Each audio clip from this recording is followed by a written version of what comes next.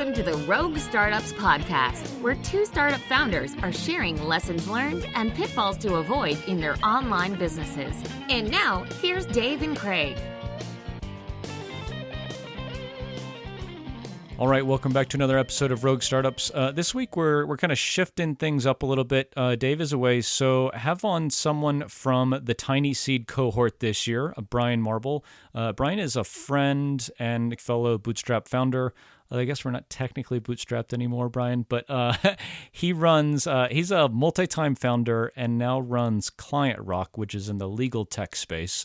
We'll get into kind of what that is and kind of what he's up to and where he is in his journey in a bit, but wanted to talk about kind of what he's up to and also kind of talk about life inside TinySeed a little bit. Since we're both TinySeed cohort members, I think it'll be interesting to talk about our experiences there, as I get a lot of questions from folks about, how's it going? What's it like?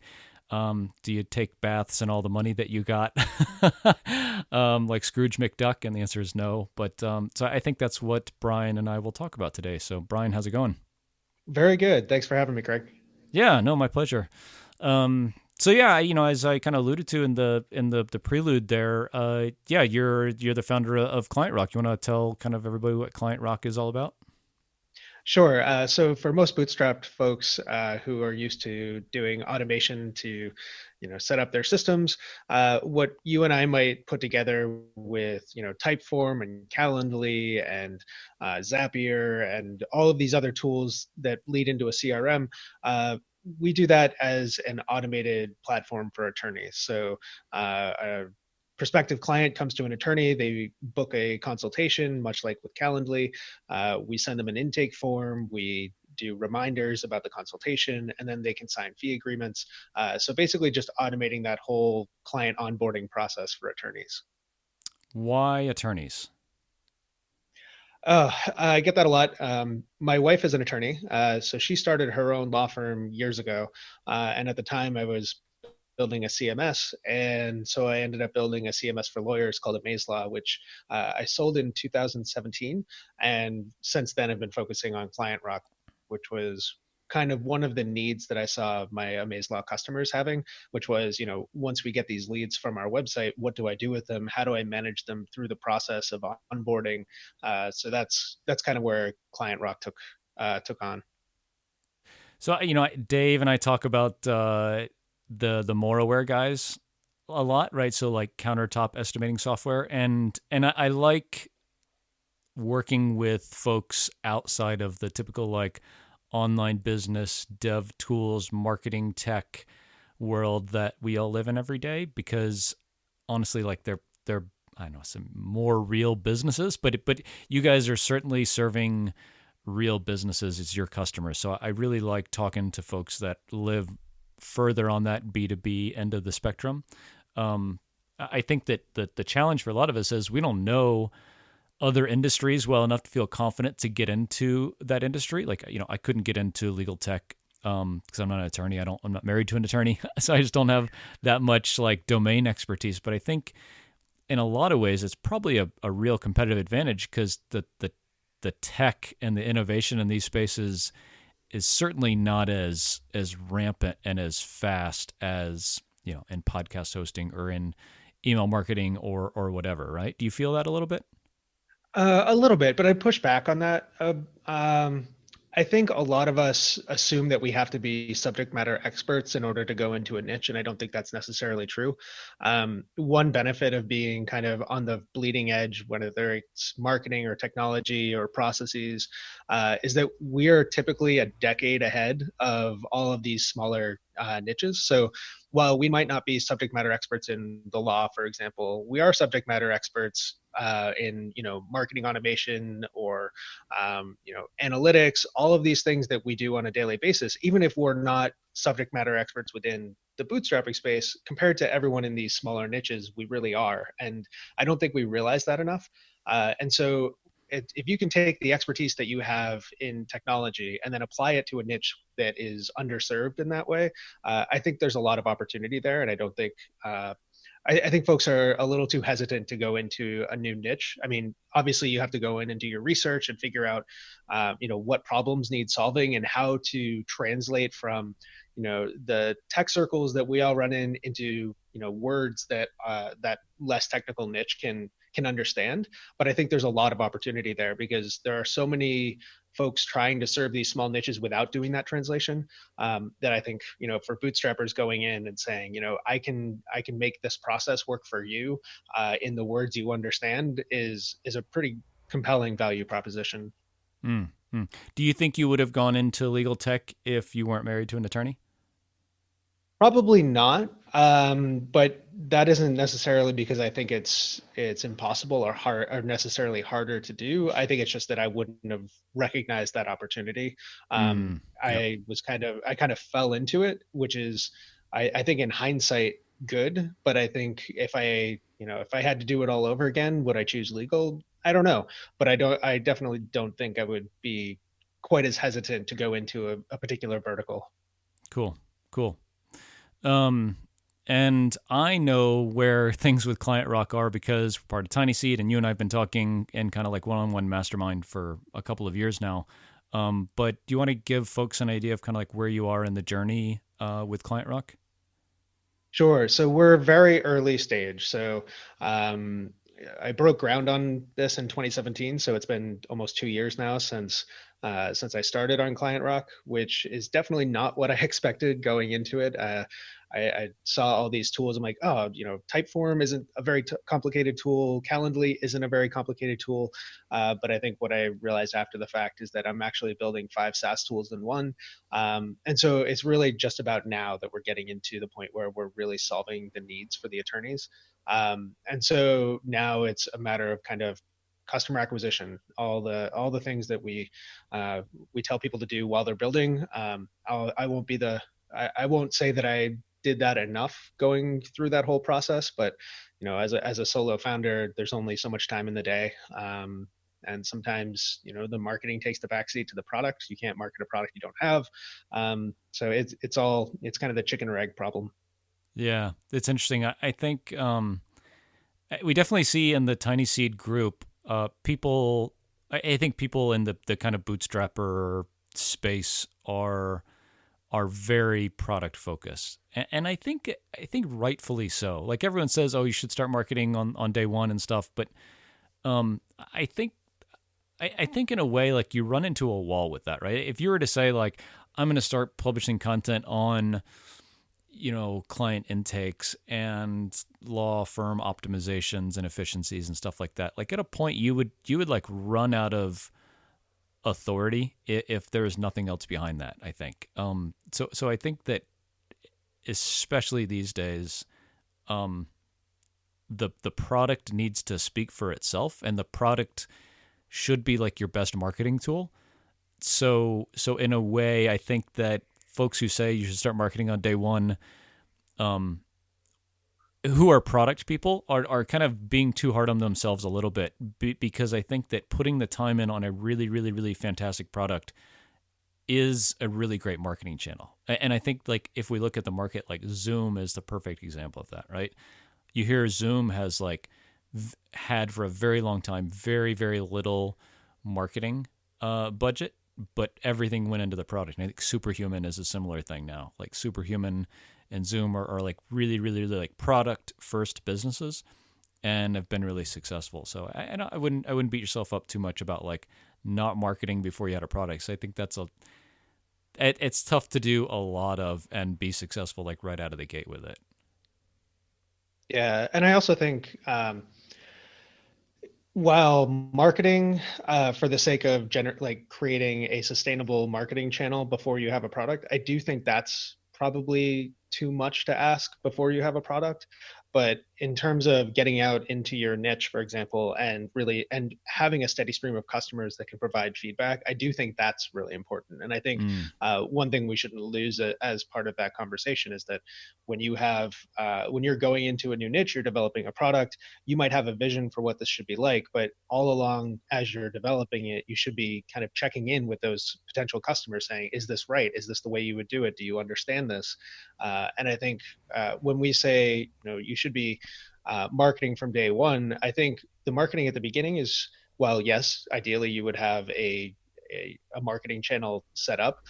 If you can at least create a steady stream of folks to provide you feedback, I think that's probably the best use of your time in those early days when you're thinking about like, what do I market or how do I market? If you can reach out to folks in your niche, whether that's through cold email or cold contacting in other ways, I think that's probably good enough. Again, everyone's journey is a little bit different, and everybody has a different path through this. But that's what I would probably recommend. Yeah, I agree. I think especially kind of like you are, if you're getting into a market that you don't have firsthand domain expertise in, that having a large group of people to bounce ideas off of and get feedback on is really important, because otherwise you start building the wrong thing and not knowing which direction to go. And I think we ran into that at Sales Camp. Even though I was a user, is we just got 50 different opinions on what the tool should do. And when you do that, then you have no direction, So like, Right. if 50 people are all saying the same thing, that's great. If 50 people are all saying different things, you have some kind of problem. Like, you're talking to the wrong group of people, or they're coming from the wrong place, or your product just sucks and has no opinion Right. to what it should be. I don't know. Obviously, don't know what the solution is there. And I haven't talked about this on the podcast. I've since sold Sales Camp. It's in much better hands now. And I'm focusing on other stuff. I don't know. Maybe that's a good segue into talking about TinySeed. So I don't know. Do you take baths in the money that we got from TinySeed like Scrooge McDuck? Hardly. I think that would be really hard, and I've actually like thought about what would it take in terms of money to have a pool full of gold like that. I think it's trillions of dollars, but in any case, the money was definitely helpful in this process. Unlike some of the other founders in TinySeed, I was coming from a position of not working on my business full time, so I was a full time employee elsewhere, and TinySeed allowed me to essentially quit and focus on ClientRock full time, and that's been amazing. So it's not so much, some companies are going to use that money to either hire or increase paid ad spend. That's not something that I'm going to do. I'm not at that place where I have that repeatable flywheel just yet, but it does supplement the income so that I can focus with more long-term views as to how to acquire customers. So instead of being stressed out about, I need to get out of my day job by, 3 months from now, what do I do? Now I can start thinking, in 6 and 12-month time horizons. And that's really kind of opened up the way to approach the product. And I think it's a much more healthy way to approach the product. I think the product is getting better because of it, because it isn't built around rash decisions about getting like an individual client that would jump into the product. Mm. That's a really interesting thing to talk about. So the time horizon that you try to work on, I think we're at kind of a little different stages of the business. And I've found talking about the time frame that I try to work on, joining TinySeed has, in a way, shortened that time horizon. I look at things like, can we build a feature this month that will get us more customers or allow our customers to stay around longer or something like that? And in a way, it's heightened that sense of urgency with me to say, like, okay, I have someone else's money that I'm not playing with, I'm working with now. We need to make some shit happen. I don't know. Do you think if say ClientRock was bringing in 10 or 15 grand a month and it was like you and a contractor, do you feel like you would be making the same decisions now if you were on your own than you are like as a part of TinySeed? I mean, I'd be in a different position in the business at that point. So, assuming 10 to 15K in revenue, you have at least some repeatable channel. And at that point, it's either how do I double down on whatever's working, or how do I find that next channel? So I do think I'd be deploying the money differently in that case, but I don't think it's based on, the I don't think it's based on my position so much as the business's position. Mm. I think just coming from working full time and building a business on the side, everything is so so focused on get to that point where you can work on it full time, because then things start to open up. You can spend your free brain cycles on those things as opposed to just trying to context switch between the day job and the non and the side project or side business. So I just think the focus is changed. So I think I would probably still be looking at a 6 to 12 month time horizon, whereas before I was looking at like 1 to 3 months. So in that regard, I think it would be similar. Nice. How has your kind of stress and emotional management, I guess, been since like quitting the day job and joining the cohort? That's an interesting question. I'm happy to share my Definitely. side of that too, if you want to, so you're not Yeah, on yeah. the record. No. Yeah. So there was definitely a ton of anxiety, and I think looking back on it, I don't think I realized just how much, doing the split day job side business thing had really ramped up my anxiety. Just being stressed all the time that I wasn't getting things done on the business fast enough, and then if I was working on that, I wasn't doing as much on like the full-time job as I should be. And so it was just like a constant state of worry and stress. And I'd been doing it for so long. I'd been doing that for 4.5 years. So it had almost become second nature. I don't even think I realized just how much it was affecting it. And so, coming into TinySeed, I was like, oh, great. When I quit my day job, then it's going to be like the heavens are going to open up and everything's going to be perfect. And that's definitely not what I found. I think there's a bit of burnout that comes with having that much just constant stress for so long, that it took almost 3 months to kind of come out of that and not only begin to feel healthier myself, but my brain was starting to be able to focus on ClientRock full time. And it wasn't like an instantaneous switch where suddenly I had extra capacity. It took a long time for my brain to get used to having that and to start thinking more calmly about things. And so I really think now is about the time where I'm starting to hit my stride when it comes to anxiety and stress being lowered. But yeah, it definitely took a little while. Hmm. Yeah, I debated like even applying for TinySeed a lot because of this thing. It's like, yeah, the money's great, obviously, but the stress and the responsibility that comes along with it is huge. And I think it's something that anyone who's considering doing something like joining TinySeed or NDVC or Earnest or any of those, or taking real venture money, it should be like the first thing you think about is not like, should I take money, but am I kind of emotionally capable of taking money and not being a mess? And I'm a pretty emotional person like that. And so that was something I was really concerned about and talk with, my wife and my kids and stuff about. Is like, okay, I'm gonna have to work more and I'll be more stressed. And is that cool? Because the upside is then like we could make a really massive business that could be life changing. And that's the kind of risk trade-off that we decided to go for.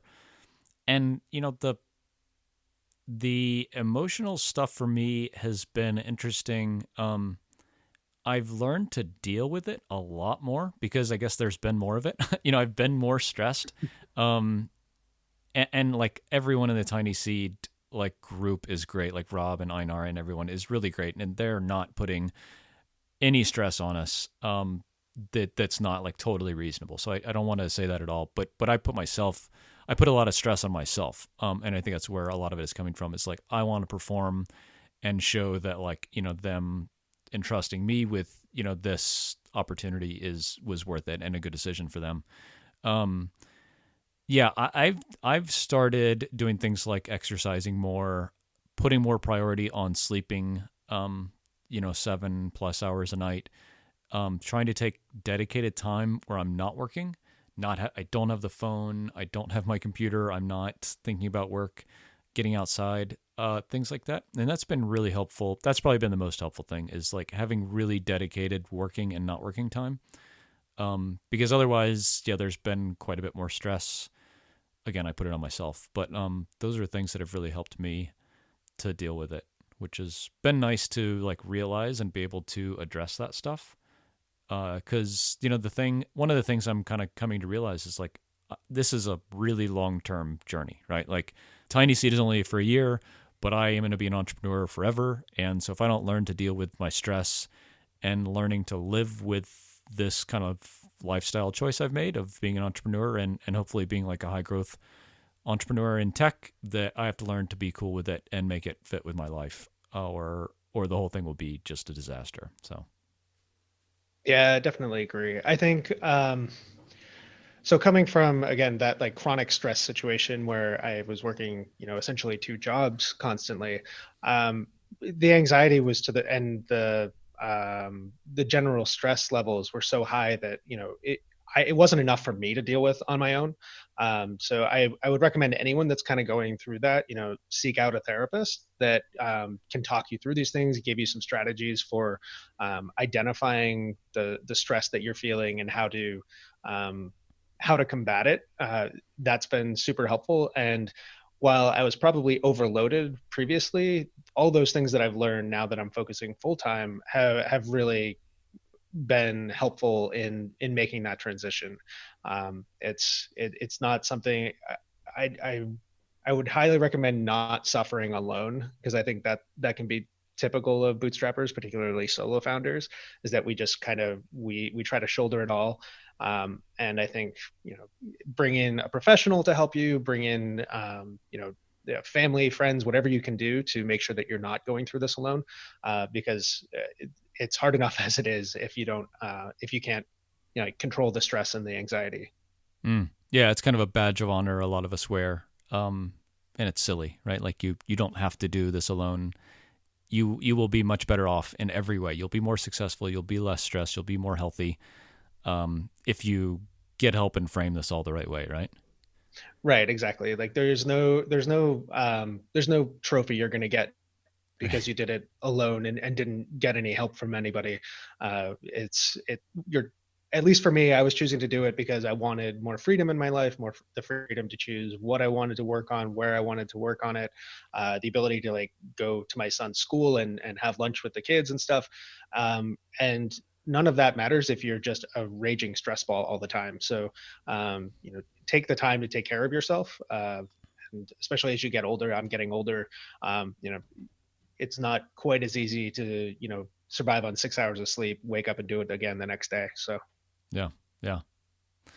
The biggest unexpected advantage and like upside for me of joining TinySeed has been the community. And the community really for everyone else is the other founders like you, and Rob and Einar and Tracy. It's the mentors that we have access to, which are like all of the names that you've heard about in SaaS and tech and marketing. And that is like by far the best part for me, is like having this community where everybody is driving towards the same goal for all of us. We took the money to like you were talking about earlier to deploy towards marketing, because we do have product market fit, and now we're in like growth stage. So we joined for different reasons than some other companies, but I mean, almost like the community is worth joining in and of itself, because it is just so great. I don't know, do you find the same thing? yeah, I mean, going into TinySeed, I kind of looked at the mentorship as kind of icing on the cake. Being so focused on being able to get full time, like that was my main motivation for going with TinySeed. But really, it has been kind of eye opening to see how willing folks are to jump in and help and answer questions. And we're not going out there asking for like week long engagements with any of these folks, but when you have a basic question about what should the copy on this site be, or how do I think about ads, or really any of those questions where someone with experience could set you on the right path in 15 to 20 minutes, as opposed to you spending hours searching online and not being sure you have the answers. That's been really, really helpful. And the slate of mentors has been great. What's the biggest surprise for you so far? I don't know. um, I mean, having been in this community for a while, like I've known Rob and Einar for years now. so like their dedication to the process was always very, I kind of expected that. I expected a high level of competency with all of this. So like it's no surprise that it's going off really well. Um, I think the biggest surprise for me has been around like how I have been transitioning and how just that full time, that shift from full time, or really the two jobs, to being able to focus entirely on my own product. Mm. That's really been the biggest surprise for me, is one, how long that took to shift, and how much impact that shift has on the way I think about the business, the way I prioritize things. That's been probably my biggest surprise. Hmm. For like folks who are out there kind of suffering through that, like working a day job, coming home nights and weekends, working on their app. Do you feel like you've got you at this point would make a different decision on when to pull the trigger to go full time? Like having seen the other side now, do you think your perspective is different on when that's an acceptable risk to take? If you're like totally bootstrapped. I don't think it's changed much, in the sense that I wouldn't make, so I have two kids and a family, obviously, that I don't that I have responsibility for. And so it's not something where I could have jumped earlier and, gone into the red for. And so I think everyone has to make that decision on their own. I think it's, if you can swing it, it can definitely help.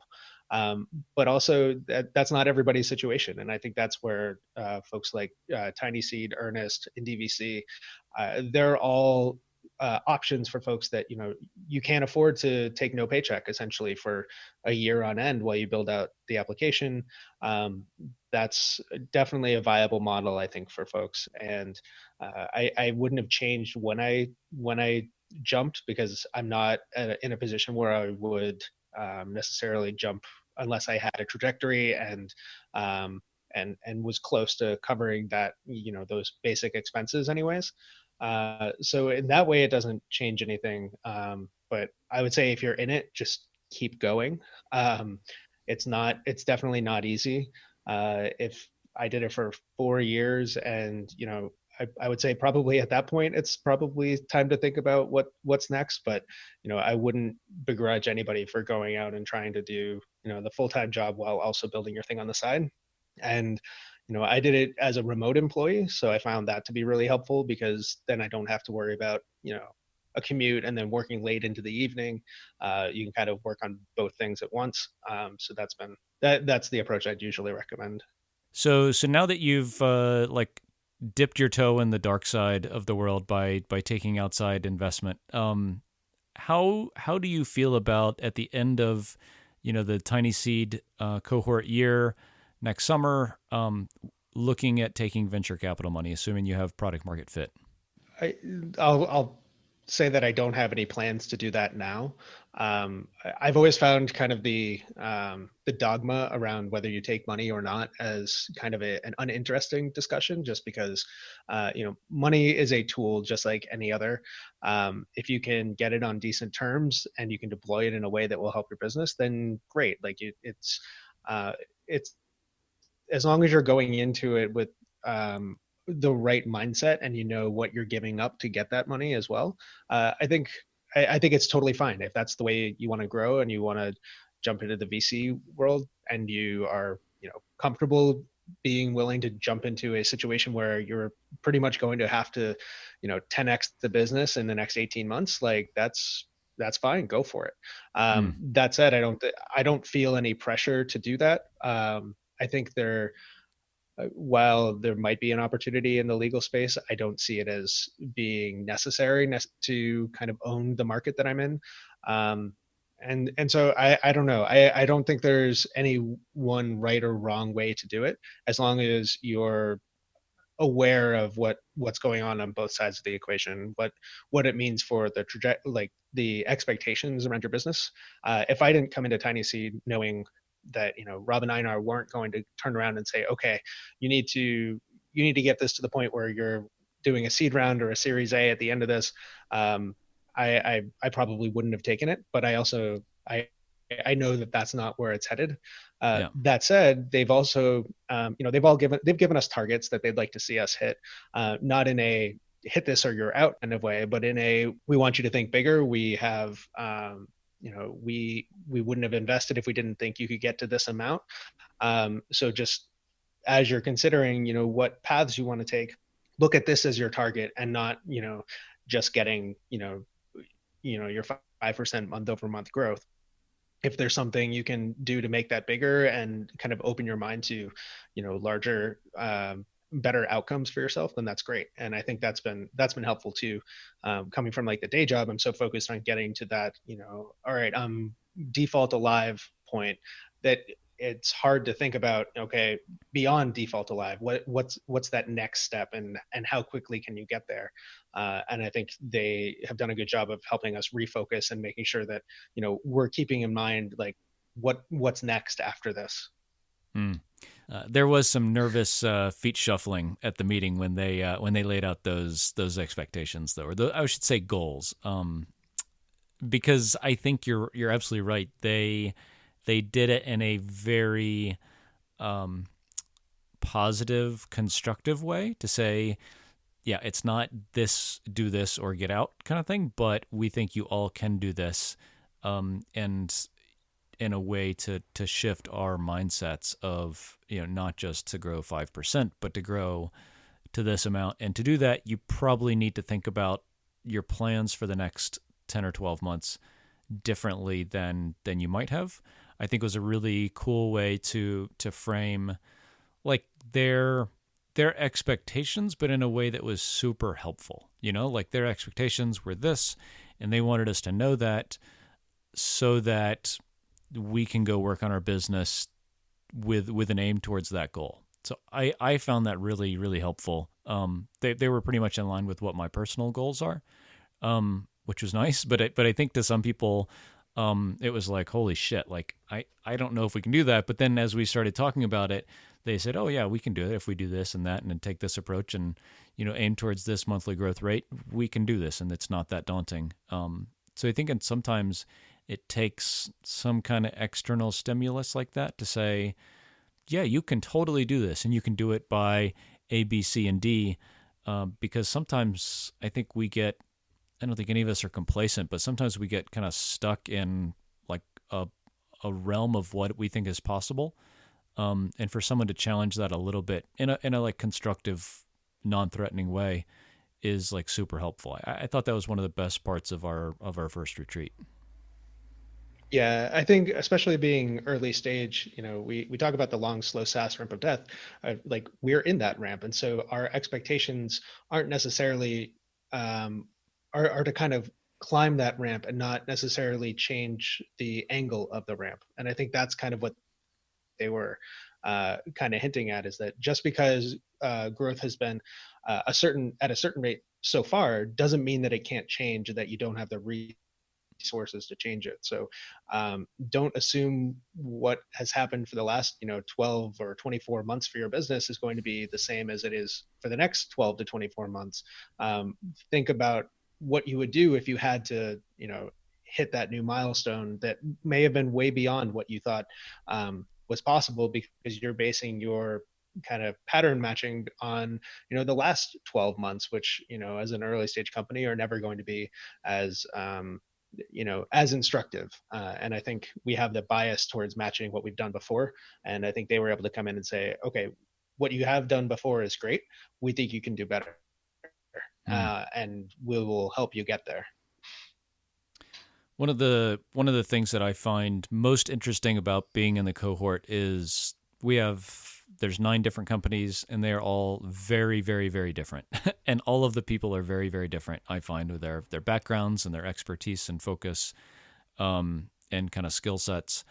And I am like on the couch with a popcorn, we're just waiting to see what happens to all 9 of us in the next, 9 months or whatever before the cohort time is up. And I'm sure we'll all stay in touch after, this kind of official first year is up. But I think it's super interesting to have such a focused kind of closed group of companies that you know so much about and say like, okay, yep, I can see them going there. And we talked about this a fair bit when we all got together last month was, oh, yep, I think you can go there and do this. And you should probably focus on, pivoting to this area, or yeah, you should absolutely double down on that.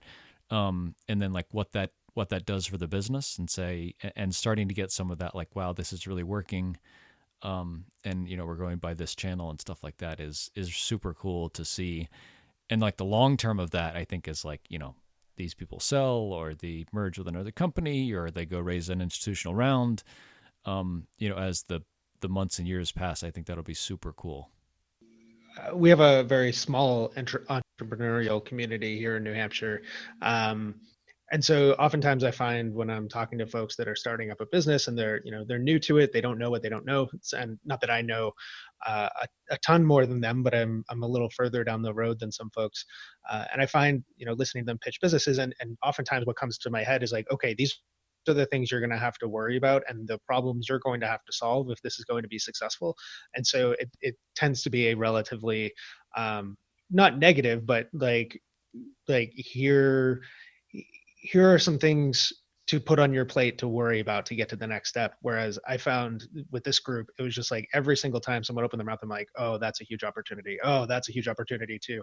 And just like looking forward to seeing how folks can, grow their businesses and, get to that, that next milestone that everyone's talking about. It was really interesting that it may be the first time I've been in a room where everybody knew what they were talking about too. Right? Like I think you go to a lot of these conferences and there's people that are, UX consultants that want to start a product and don't really know what Stripe is or whatever. And that's totally cool because like we all started somewhere, but like we're all relatively at the same place, which I think is really powerful. So I really enjoyed the cohesiveness and the fact that we're all about the same stage.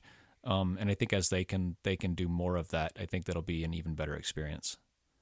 Yeah, for sure. The reason I love going to MicroConf every year is just you don't have to explain to folks, what SaaS means, and you can just jump into a conversation, and it's like that times 100 with this group. You can just the level of knowledge is just so deep that you can just jump right into fairly technical discussions about